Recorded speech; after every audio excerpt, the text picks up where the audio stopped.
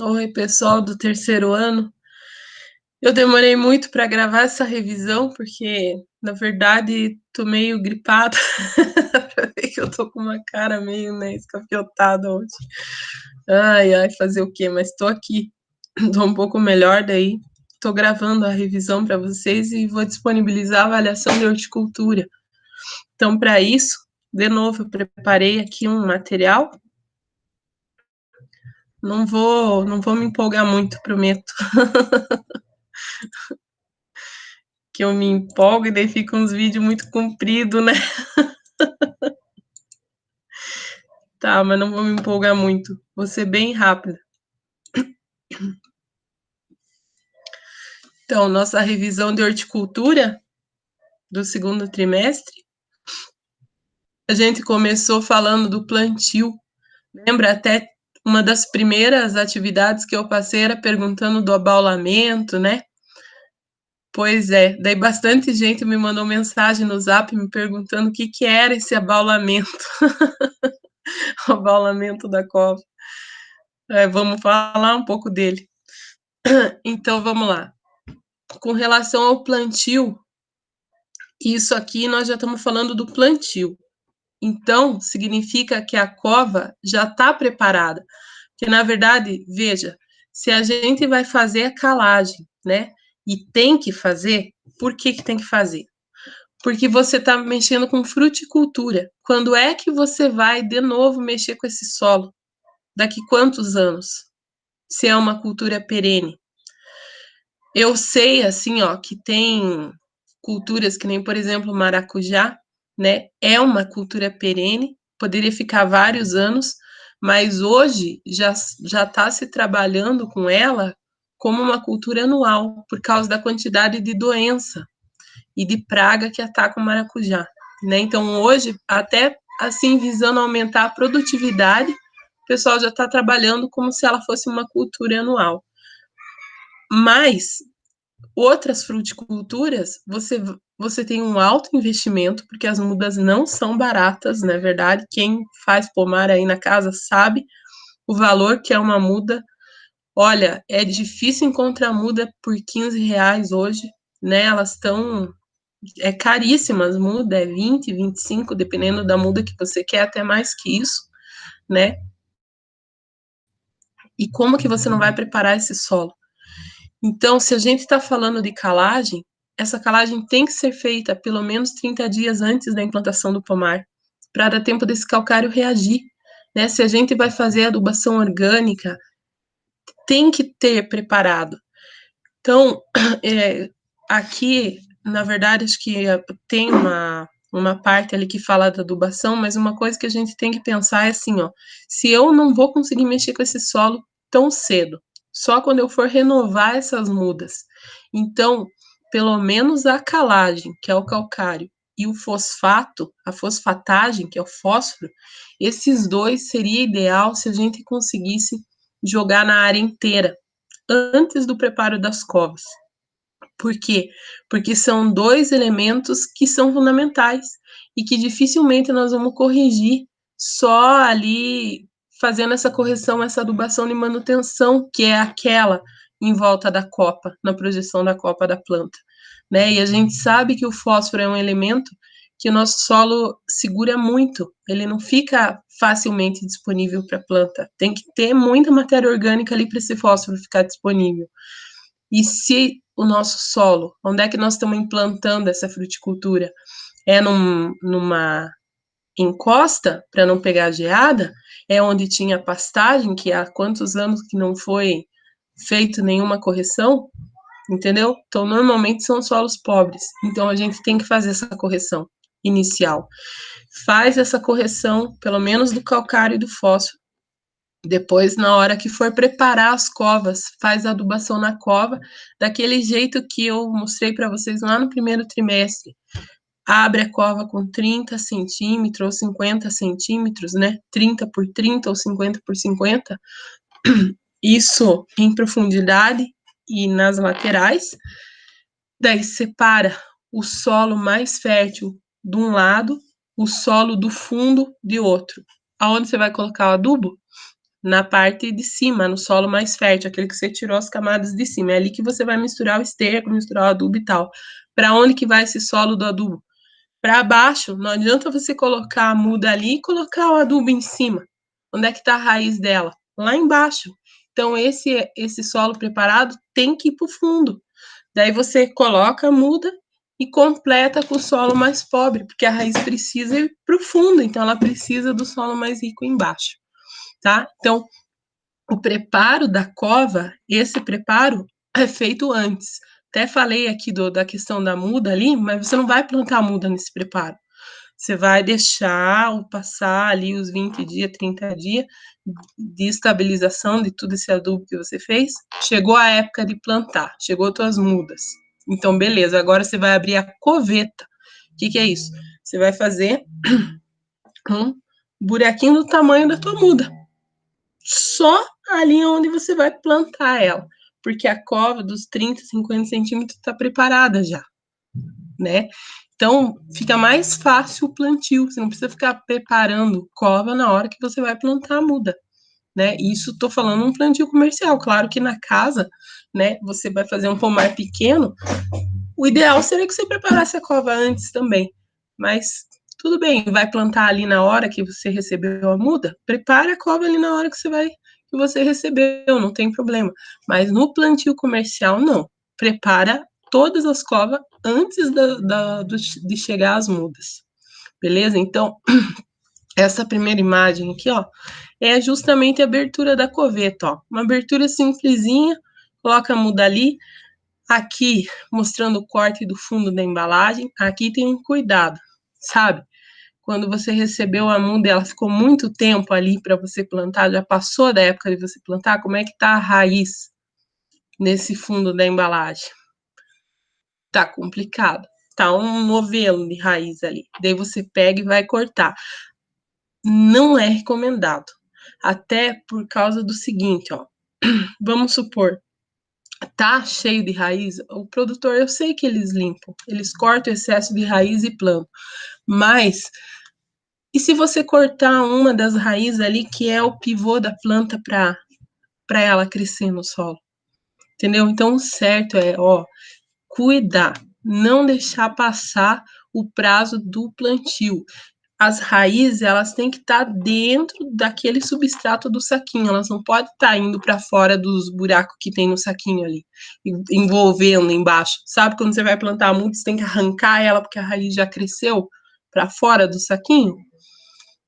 Aí você vai ter que cortar aquela raiz. Aquele é o pivô da planta, é a raiz principal. Como é que você vai cortar aquilo? Daí sim que a tua planta vai ter problema no enraizamento, né? Então, na verdade, esse corte do fundo da embalagem aqui, ó, é com todo cuidado, não pode cortar a raiz principal. Retira o fundo, corta do ladinho o plástico, desembola, planta dentro da coveta para ir com todo cuidado para aquela raiz não tá, sabe, a terra que está em volta da raiz tem que ir para a cova. Não pode esse negócio de ficar chacoalhando planta, tirando terra. Não existe isso. É pedir para tua muda morrer. Você tem que mexer o mínimo possível com o que já está estabilizado, que é o substrato dentro do saquinho com a raiz. Tem que ir daquele jeito para a cova. Beleza? Aí, ó, viu? Tá fazendo corte longitudinal aqui dentro para perder o menos possível de terra. Tira com maior cuidado, completa com a terra ali, ó, e aperta, né? Você tem que socar bem em volta da planta ali, ela tem que ficar firme. Opa, passei. Daí molha. Uma coisa que tem que cuidar: nunca enterrar o colo, nunca. Por quê? Porque é o ponto mais crítico para a planta ter problema fitossanitário de podridão de colo, fungo, bactéria, até lagarta resolve atorar a tua mudinha ali. É o ponto, sabe? O colo é o ponto de encontro da raiz com o caule. O colo tem que ficar na superfície. Até na apostila, nessa que eu passei para vocês, eles estavam recomendando que o colo ficasse 3 a 5 centímetros acima do nível do solo, mas 5 centímetros é isso aqui, né? 5 centímetros. É muito. Não precisa tudo isso, porque não pode ficar a raiz exposta também. Mas o que tem que fazer é não enterrar o colo. Ele tem que ficar no nível da superfície do solo ali. Eles falaram esses 5 centímetros por causa do abaulamento. Porque a cova você vai fazer assim, ó, né? Eu até coloquei umas outras imagens lá quando eu estava falando do preparo das covas, né? O colo vai ficar na superfície, mas a cova vai ficar baulada. Para quê? Para a água da chuva correr e ficar tudo ali. Para concentrar a água, porque a fase que a muda mais precisa de irrigação é agora. É essa época que ela está pequena. É a hora que a gente tem que cuidar da irrigação. É aqui, é a construção dessa bacia de retenção, ou seja, manter esse abaulamento aqui e daí molhar. Molhar e, no caso, é bom proteger com uma cobertura morta, até evita que plantas invasoras cresçam aqui. Que um dos tratos culturais é justamente fazer o coramento. O que é o coramento? Pegar a enxada e ir lá limpar esse ao redor da planta aí com o maior cuidado. É capinar, não é detonar a raiz e nem machucar a planta. É cuidar para ficar limpo ali e ter proteção suficiente para a água absorver ali para a muda que você plantou. Beleza? Tá. Aí um outro trato cultural que até mais para frente nós vamos falar é o tutoramento, né? O tutoramento é a condução da planta. Nesse início você vai colocar uma estaquinha ali, né? E vai amarrar essa planta para conduzir ela reta. Já vi, né? Pega, que nem, por exemplo, assim, muda que a gente compra grande, né? Macieira e tal, naquela pressa ali, você põe na cova, e daí na hora que você pisoteia, a muda fica torta, né? Pois é, tem que cuidar com isso, né? Plantou torta, ela vai crescer torta. Tem que deixar retinha, a muda, arrumar na cova retinha, né? Deixá-la tutorada retinha. Ela vai crescer com o caule principal reto e vai abrir a copa certa, né?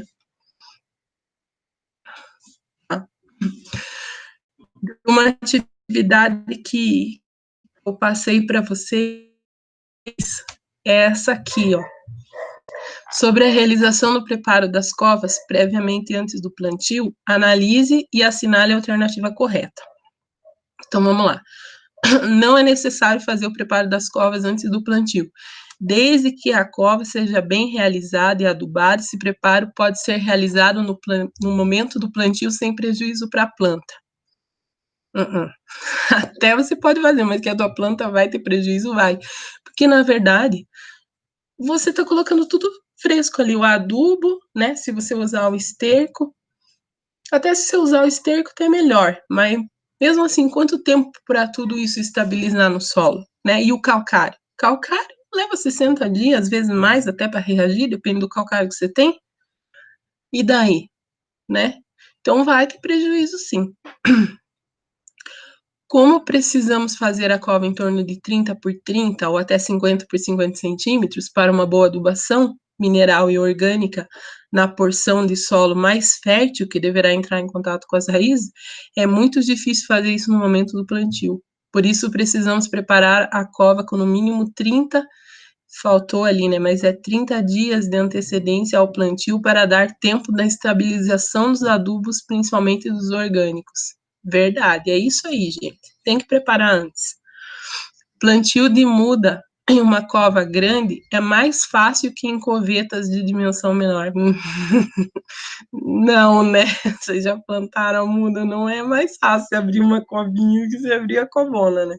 Então, por isso, sempre podemos preparar a cova no momento do plantio. Não, né? Falso.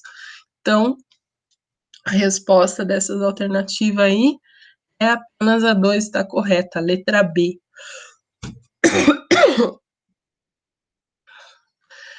Outro assunto que a gente tratou é a questão do controle de plantas invasoras. Então, o método principal é o método Tupiniquim, né? Da enxada, nos nossos pomares. Agora, num pomar comercial, a coisa complica, né? Como é que você vai ficar fazendo capina? A gente não faz isso nem nos nossos pomares, né? Mas no comercial tem que fazer. Então, você vai usar capina para fazer o coroamento, quando precisar fazer o coroamento. Se não, o que o pessoal utiliza muito? A adubação verde. Porque se você tem uma outra cultura de cobertura, você consegue manejar esse resto de cultura, principalmente nas entrelinhas. E resto de cultura cortado diminui a germinação de outras plantas invasoras. Então, você acaba com o tempo conseguindo controlar. Então, tá vendo essas coberturas que o pessoal tá fazendo aqui, ó, de roçar e jogar tudo no pé da planta lá, além de ser adubação, é uma cobertura que vai impedir que as plantas invasoras germinem, né? Uma outra coisa, essas plantas que estão mais perto do colo aqui, ó, o pessoal recomenda arrancar com a mão, para você evitar de machucar a raiz, machucar o colo da planta, né, e assim por diante. E também tem o controle químico, né, que tem bastante produto aí liberado para as culturas para fazer esse controle. Mas se conseguir fazer um plantio mais agroecológico é bom, né? Principalmente nos nossos pomares em casa, né? Daí uma outra questão que eu coloquei para vocês era essa aqui. Sobre o uso de espécies de plantas de cobertura do solo para o controle de mato competição, analise a alternativa correta. Espécies de adubo verde podem ser utilizados para essa finalidade, sim, né? Como, por exemplo, podemos citar aveia, zevenha, ervilhaca, amendoim forrageiro, sim, certinho. Em fruticultura, não há necessidade de se preocupar com o controle de mato-competição, com a implantação de espécies de cobertura do solo, porque a recomendação é de que o pomar, com suas linhas e entrelinhas, permaneça plenamente limpo, que ajuda no controle também da erosão do solo e de pragas e doenças das frutíferas. A pior coisa é um pomar completamente no limpo. Aí que a gente vê as pragas, né? Por quê? Porque, na verdade, quando a gente tem algum tipo de cobertura, isso ele aumenta a questão assim de uma população de praga ser combatida pelos seus inimigos naturais. Esse controle ecológico fica melhor, né? E outra coisa é as pragas terem outras opções, sabe? Agora, se o solo tá desnudo, só tá aquela plantinha ali, primeiro ela vai sofrer bastante com a questão da água, né? Vai sofrer muito com a questão da água. E segundo, as pragas vão nela. Eu não tenho outra opção. Só tá ela ali sofrendo ainda, coitada. É ali que as pragas vão. Então, a questão da gente ter essa biodiversidade, principalmente em fruticultura, é muito importante, porque ajuda nesse equilíbrio ecológico, nesse controle de pragas. E outra coisa é a erosão, né? Você ter um solo completamente limpo, um pomar limpo nas linhas, entre linha, né, embaixo das copas ali, tudo limpo, daqui a pouco você tá vendo raiz, vai ter que puxar a terra com o carrinho para enterrar a raiz de planta, né? Porque a erosão vai lavar o solo. Técnicas de coroamento artificial com uso do papelão tratado podem ser eficazes como métodos alternativos de coroamento de mudas de espécies florestais e frutíferas. Verdade. Tem bastante técnica disso do pessoal fazer aquele onde é o coroamento da fruta com papelão ou tem uns outros materiais que eles usam e daí a planta fica no meio, né? Então você sabe, se você colocar um papelão no solo ali, você mata até a grama, mata tudo que fica embaixo, né? Então o mato aonde a planta precisa dessa proteção, o mato não vai crescer e não vai competir com ela pelos adubos e nutrientes do solo. E ainda vai estar protegida, né, na questão do sol e tal. Então tem bastante é uma técnica que é bem usada, principalmente em fruticultura comercial. Então, a resposta dessa nossa questão fica verdadeiro, falso, verdadeiro. Apenas as alternativas 1 e 3 estão corretas. Letra C. Beleza? Com relação à adubação. Adubação em fruticultura. Sempre na projeção da copa. Não esqueçam isso. Nós estamos adubando as raízes que estão em crescimento. Vocês já viram uma árvore, né? A hora que o pessoal arranca uma árvore, como é que tá aquelas raízes que estão embaixo? O que está perto do tronco não absorve nada de nutriente, aquelas raízes imensas, nem tem raiz secundária saindo delas. Como é que vai jogar o adubo no pé do tronco? A planta não vai aproveitar nada. Então, a adubação de fruticultura é na projeção da copa. Quando é adubação, por exemplo, assim, de planta que está sendo conduzida, que nem, por exemplo, uva, maracujá, que está sendo conduzida em espaldeira ou latada, essas conduções nós vamos ver quando a gente for falar de poda, que agora é o próximo assunto, falar das podas de frutífera, então nós vamos falar um pouco melhor dessas conduções aí. Mas daí, normalmente, a gente faz nas paralelas às linhas, né? Faz paralelas às linhas de plantio. Como se a gente abrisse um sulco, né? E fizesse adubação ali. Mas sempre pensando aonde que tá as raízes que vão absorver. Não adianta jogar onde não tem raiz, né? Onde é só a estrutura de ali que a planta está se fixando, que ela não vai absorver nutrientes, né? Lembra os vídeos que eu passei para vocês? Ai, pessoal, tô meio com gripe ainda. Começa a falar, começa a ficar difícil. Mas é o seguinte, passei uns vídeos para vocês mostrando o pessoal fazendo a adubação em meia lua. Na projeção da copa também, mas em vez de fazer um círculo inteiro, fazendo meia lua. Isso para terreno com caimento. Porque se você fizer no círculo inteiro, uma parte do círculo vai ficar na parte mais alta do solo, daí vem a chuva e lava tudo, né? E se você fizer em meia lua, você acaba até fazendo um abaulamento do coramento ali, ó, e o adubo fica aqui, num sulco que vai ser absorvido no solo, tá? Então, bem importante isso aí. Tá, daí uma atividade que eu passei para vocês era assim, ó. Sobre a adubação em frutíferas, assinale a alternativa correta. A adubação tem a finalidade de promover o crescimento e diminuir a resistência da planta a pragas e doenças, assim como maior produção e melhor qualidade dos frutos. É essa, né? Uma planta bem nutrida, uma planta mais resistente a pragas e doenças, tipo igual eu, que vou ter que tomar vitamina, né? Tô com gripe aqui. Vou ter que tomar vitamina para aumentar minha resistência. Mas é a imunidade da planta. Uma planta bem nutrida é uma planta mais resistente.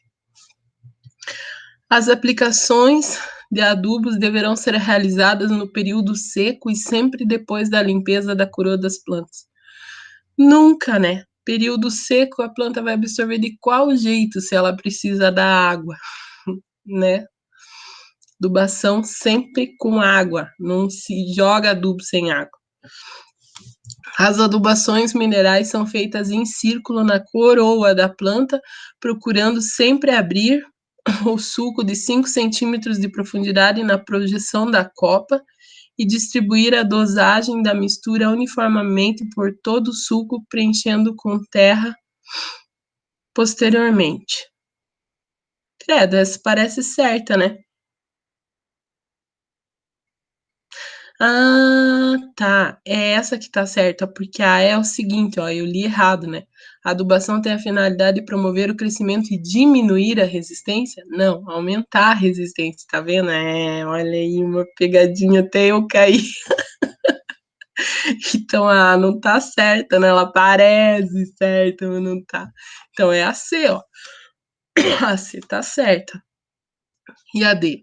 Não recomenda-se a adubação verde que utiliza a semeadura de espécies leguminosas fixadoras de nitrogênio entre as linhas de plantio, pois essas plantas competem com as espécies frutíferas por nutrientes, principalmente em solos degradados ou de baixa fertilidade. Nada a ver, né? Adubação verde é tudo de bom. Tudo que a gente podia disponibilizar para a planta, gente, tem estudo que mostra assim que esses adubos verdes eles absorvem o nitrogênio e conseguem passar de raiz para raiz sem precisar decompor a matéria orgânica com a planta, com adubo verde vivo. Já existe um estudo que prova isso, que tem uma porcentagem de nitrogênio orgânico que a cultura que está do lado aproveita de um adubo verde. Então, imagina, é tudo de bom, né? Tem que ter adubação verde no solo. Então, resposta correta, letra C. Beleza. Quase caí na minha pegadinha. Vamos lá, irrigação. Também é um assunto que a gente tratou. Vários sistemas, né? Então, irrigação em sulco, que é aquela que normalmente tem os sulcos, daí você libera a irrigação lá de cima e ela vem morra abaixo, né? Pelo sulco, carregando tudo. Uma irrigação que ainda em algumas regiões é muito usada, mas gasta muita água, né? Uma irrigação muito cara ambientalmente falando, ecologicamente falando, numa época que a gente está passando por períodos absurdos de seca, né, em algumas regiões. Pois é, então é uma irrigação que, na verdade, já tem estudo querendo eliminar ela, sabe, tirar. É uma irrigação barata, no sentido de equipamento, que você não precisa muito, é só abrir o suco, né, mas é uma irrigação cara em questão de desperdício de água. Mas tem áreas que é só por sulco, o sistema de irrigação. O pivô central, muito utilizado, né? A gente já comentou em algumas aulas tá vendo aqui onde desce aqui, ó, essa linhazinha aqui, ó. Aqui na ponta tem os aspersores e esse pivô vai andando, né, em círculo. Ele é chamado de pivô central justamente porque ele tem um raio de ação ali e ele tem um centro que é a alimentação de água da linha de irrigação inteira, né? Então, isso aqui para áreas muito grandes, gente. O sistema de aspersão, que é um dos mais conhecidos, né? Os aspersores aqui, você tem uma bomba de sucção, joga por cano nos aspersores, serve para qualquer tipo de declividade, qualquer terreno, né? Tem algumas vantagens e desvantagens também. A principal desvantagem é molhar muito as plantas, né? É um sistema que é muito fácil de disseminar doença através dele, porque você vai irrigar que nem fruticultura. A maior taxa de irrigação vai ser nas épocas que você precisa de água, ou seja, épocas secas e quentes. Imagina a quantidade de doença fúngica, né? Depois de você molhar a copa da planta, né? Com um sistema de irrigação desse. Apesar de que, olha que adaptação que eles fizeram. Tá vendo o aspersor mais baixo, mas mesmo assim tá molhando a copa. Então, é um sistema assim que é fácil instalar em qualquer tipo de declividade, em qualquer solo, de qualquer jeito você consegue levar o sistema de irrigação. Mas com relação à questão fitossanitária da cultura, ele é um sistema problemático. Fora o tanto de água que, dependendo da hora que você liga esse sistema e como que você liga esse sistema, tanto de água que evapora, né? A perda de água do sistema é grande também. O gotejamento, que é o sistema ideal. Não molha a copa, não passa doença, dá para usar para fertirrigação, né? Você consegue aplicar adubo através desse sistema e molha só ali onde a planta precisa e beleza. Economia de água sem ter problemas fitossanitários. Melhor sistema hoje para irrigação, para fruticultura, horticultura, é o gotejamento. Ele tem alguns problemas em relação aos tipos de terreno. Né, você, dependendo do tamanho da linha de irrigação ali, você precisa montar várias subcaixas, assim, para você conseguir manter uma irrigação de qualidade. Né, mas ele é um sistema muito bom e não é um sistema tão caro, né? E a microaspersão, que é bastante usado em viveiros, né, mas que nem tem assim algumas frutas que nem uva, kiwi, o pessoal utiliza a microaspersão como sistema de irrigação Ele é um aspersor, mas é um aspersor pequeno, então as gotas são menores e o tanto que você desperdiça de água ali é menor do que num sistema de aspersão normal. Beleza? Tá, daí uma atividade que eu passei é essa aqui. Uma das formas de reduzir o gasto de água na agricultura é a adoção de métodos de irrigação com foco na economia dos recursos hídricos. Uma dessas técnicas é a irrigação por gotejamento. Sobre ela estão corretas as afirmativas a seguir, exceto, então para nós marcar errada. Então, a irrigação por gotejamento tem por objetivo o atendimento das necessidades hídricas da plantação sem que haja desperdício ou excessos. Verdadeiro, tá certo. O impacto sobre o solo é mínimo, pois não há escoamento superficial da água nem impacto da queda do chão. Verdadeiro. É o sistema que dá menos erosão.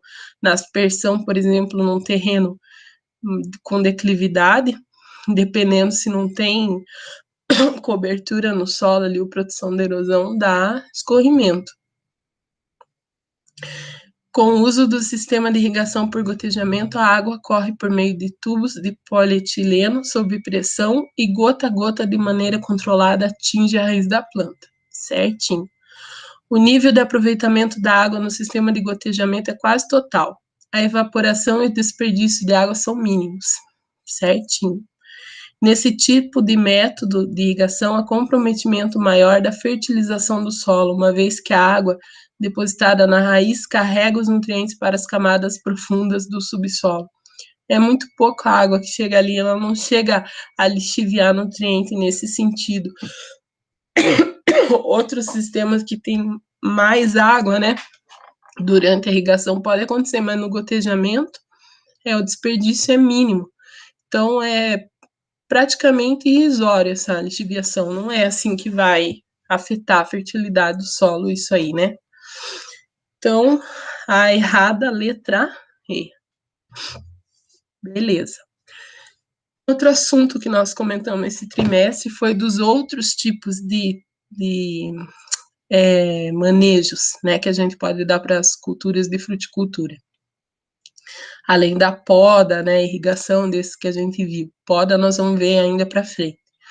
Então, aqui, um deles é o tutoramento. Ou seja, tutoramento é principalmente quando a gente plantou a muda, né? Essa estaca de condução que a gente faz para a muda crescer ereta é o tutoramento, né? Então, olha aqui o maracujá também, ó. Tudo tutorado bonitinho.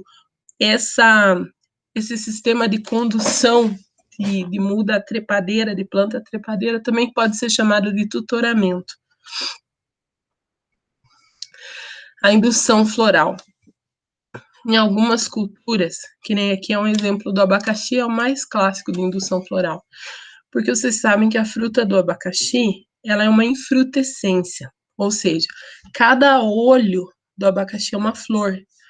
Imagina você numa área de, sei lá, 5 hectares de abacaxi e resolve cada abacaxi induzir a sua flor numa época.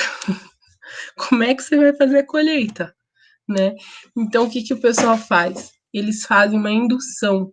Essa indução, na verdade, são hormônios vegetais que, assim, homogeneizam.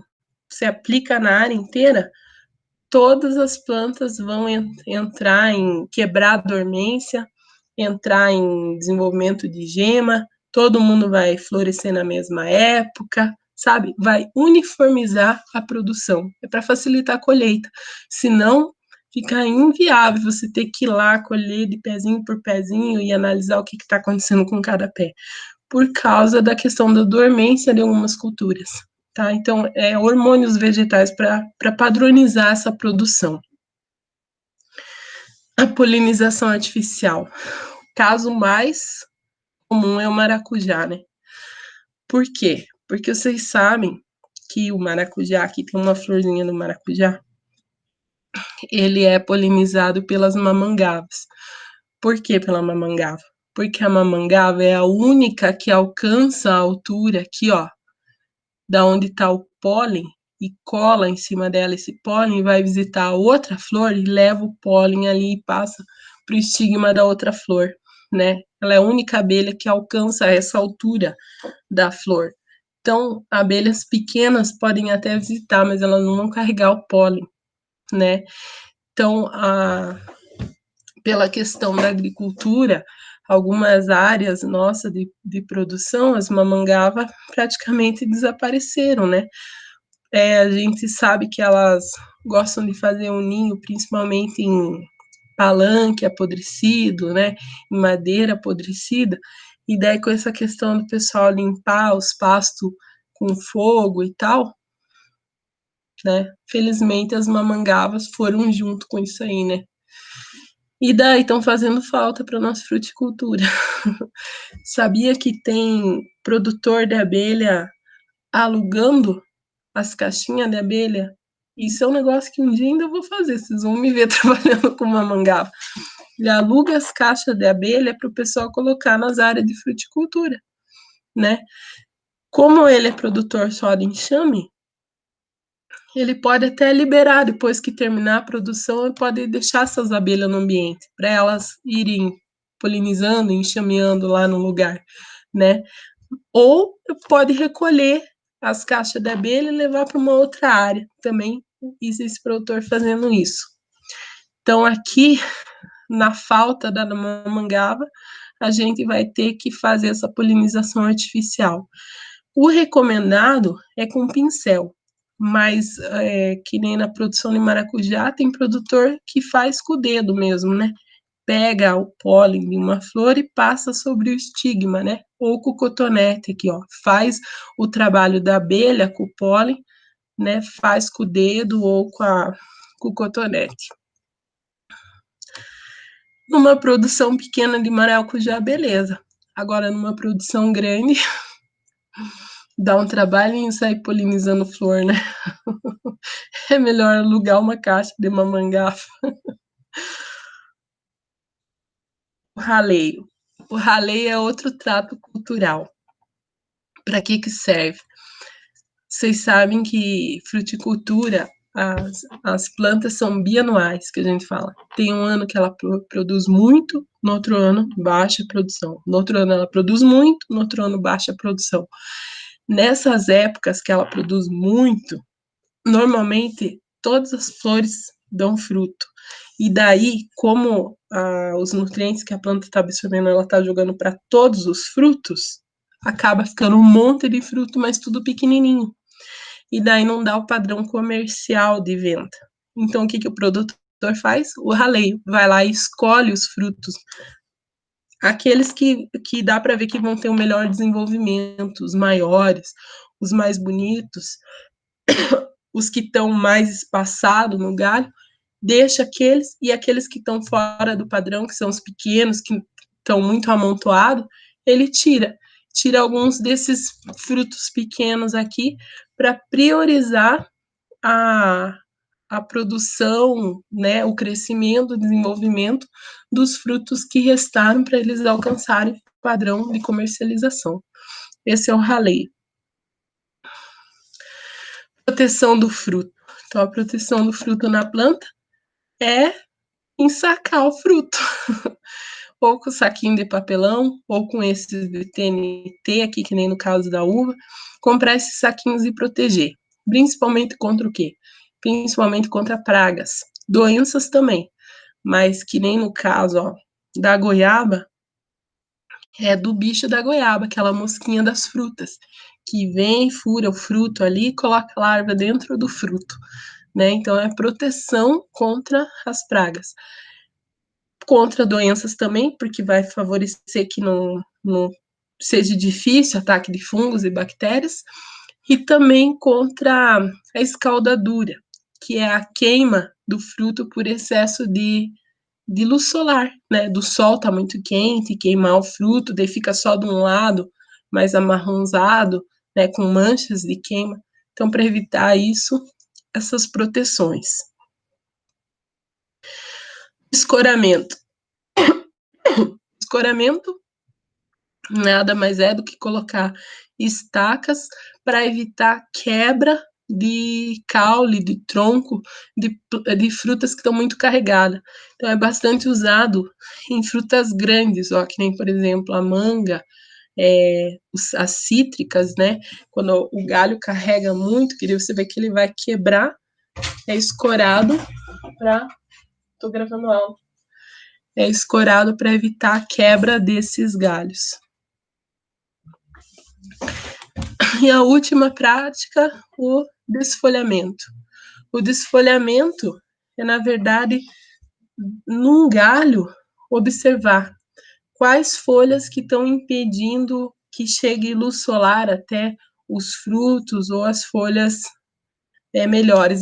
Assim, manter a distribuição de folhas, de área foliar num galho e tal.